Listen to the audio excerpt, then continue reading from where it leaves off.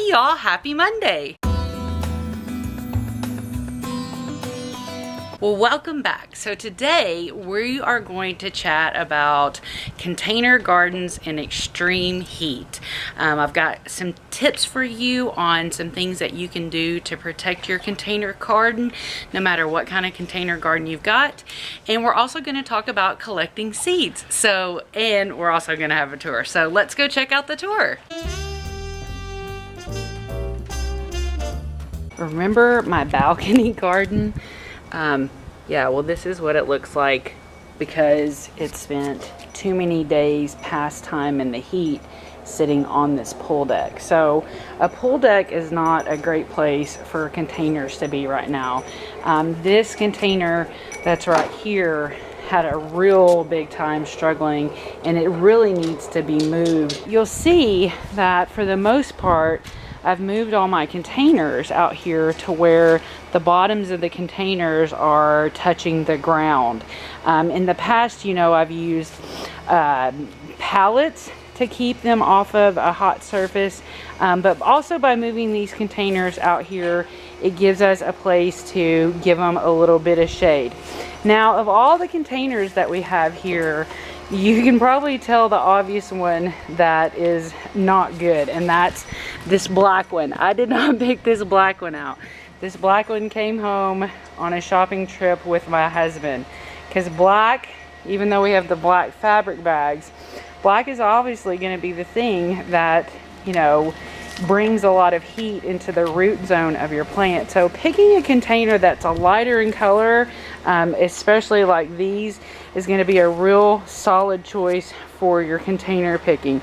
Another thing I'll tell you is that terracotta planters, even though that looks so southwesty, not really an ideal situation for our container garden here in Arizona. Okay, so 3 things that you really want to pay attention to when you're thinking about having a container garden in Arizona, when you already have a container garden in Arizona, and when the temperatures get extreme like they are today and like they will be all this week. So I kind of mentioned when we were looking at my containers that the color of container is pretty important when it comes to choosing a container. You want to go for the lighter colors, and soon I'm going to show you a project where I changed the color of some of my buckets to help them. The okra buckets that are over there, I'm going to modify those to give them a lighter color so that they're not going to be absorbing as much heat as they are being red buckets now.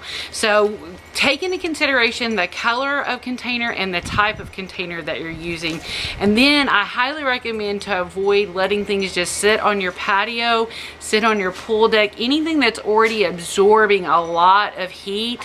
That's only transferring it to any container that's sitting there on the deck. If you can, maybe have your containers on rocks, have your containers on a pallet. Lastly, the most important thing to remember about your containers in extreme heat is that your containers are going to need more water. So definitely be checking them in the morning, checking them in the evening.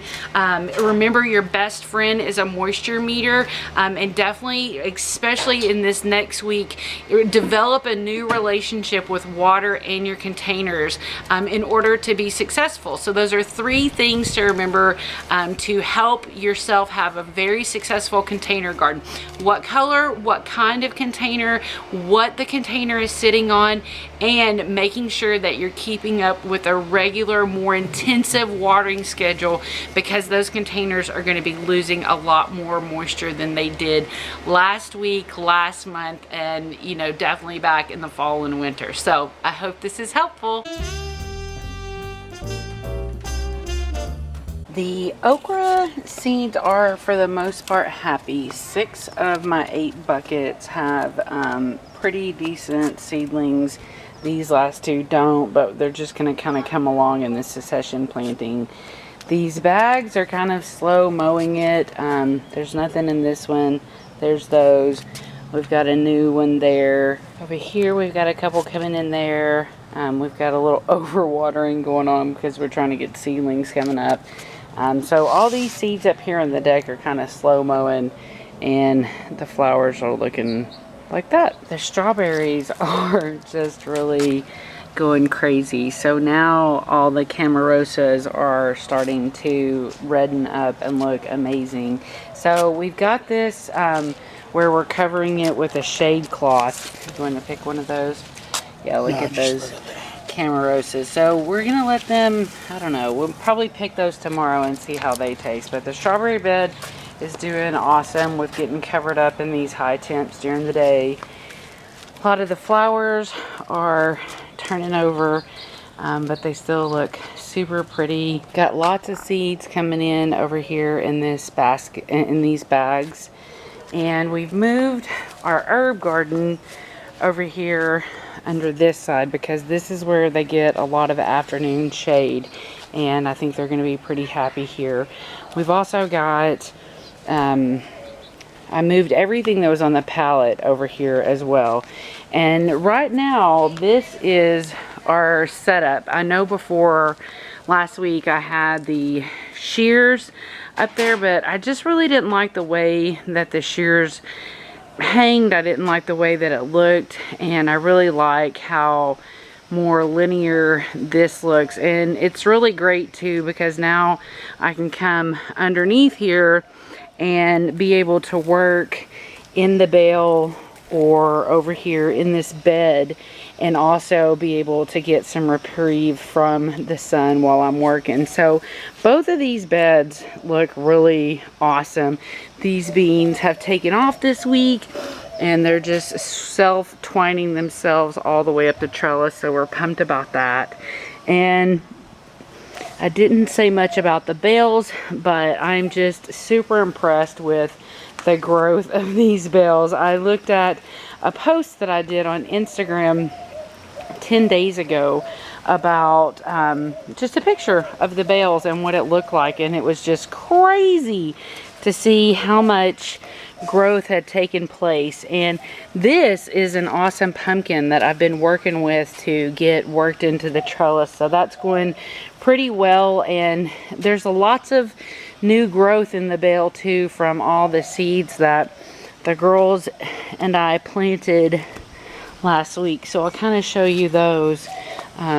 See, there's lots of seeds there, new beans over there, new beans over there, and just everything looking quite lovely. Didn't get the work done that I wanted to with these flowers or these flowers this week, and this bed is lush.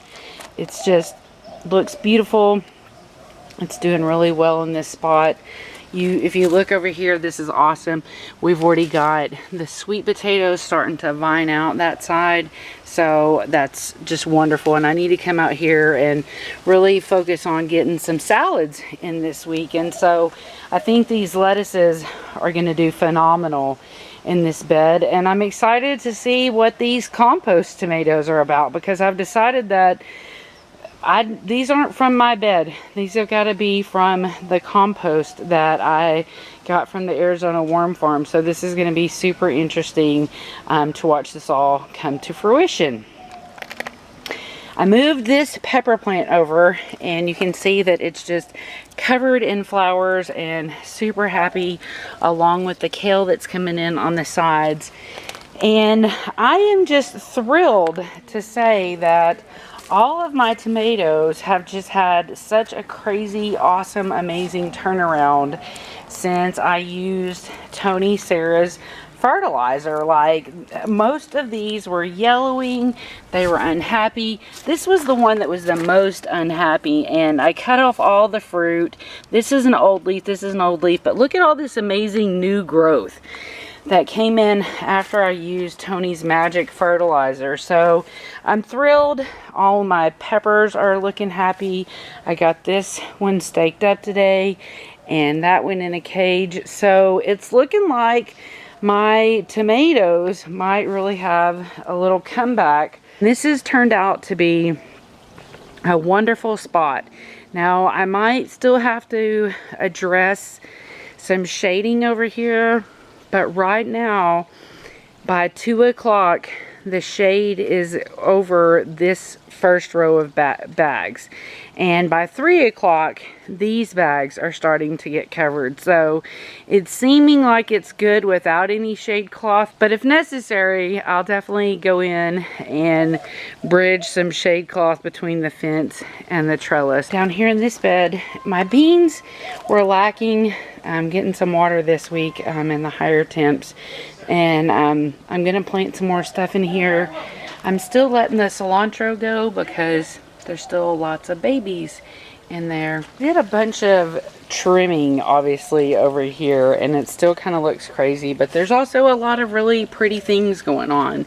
And I've decided what I'm gonna do over here, because this spot gets a ton of sun, is that I'm gonna come in and I'm gonna reseed, which is something that we're also gonna talk about today, is you know, collecting seeds, reusing seeds. So I'm gonna heavy reseed this with calendula and these bachelor buttons, the cornflowers. But in addition to that, I'm gonna soak a couple of different varieties of sunflower seeds and see if I can get some cool big mammoth sunflower seeds to come in here for me. But otherwise, that concludes our little tour of my happy little garden, in spite of being in the first days of triple-digit temperatures.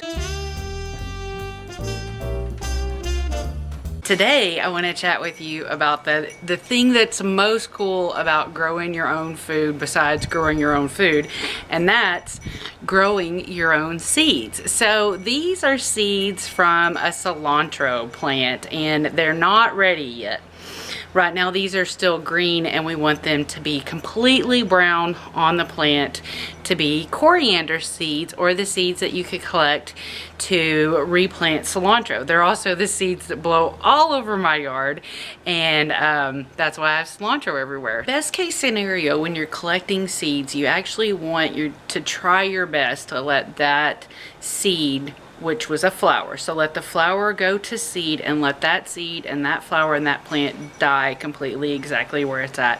So you always want to be harvesting your seeds for the most part when they're fully brown, and then you can put them in a paper envelope, a plastic envelope, or if you're ready to plant, you can sprinkle them right there in your yard as you go. So we're also going to take a look at calendula and bachelor's button today, so let's check it out. So when we're looking for calendula seeds to collect, we're looking for ones that are the darkest brown here, not like this light green, not even like these light brown ones. The ones that are the darkest browns are going to be the most favorable. So we're just going to pop that head off, and then you'll be able to see all those lovely seeds in there. So the ones that look like little curly cues right there, those are your seeds.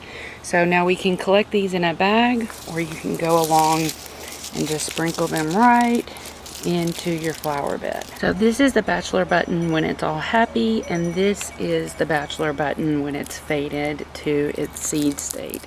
So we'll pop that head off, and then you'll be able to see all the little seeds in there. And then again, you can collect those. Those are the seed heads right there underneath my finger. Or you can just sprinkle them right into your bed. Well, I hope you enjoyed that little lesson there that we had about container gardening, and I hope that you're collecting some seeds in your yard, and I hope that you're surviving these first couple of days of intense extreme heat here in the valley. Have a great day, and I'll chat with you next week.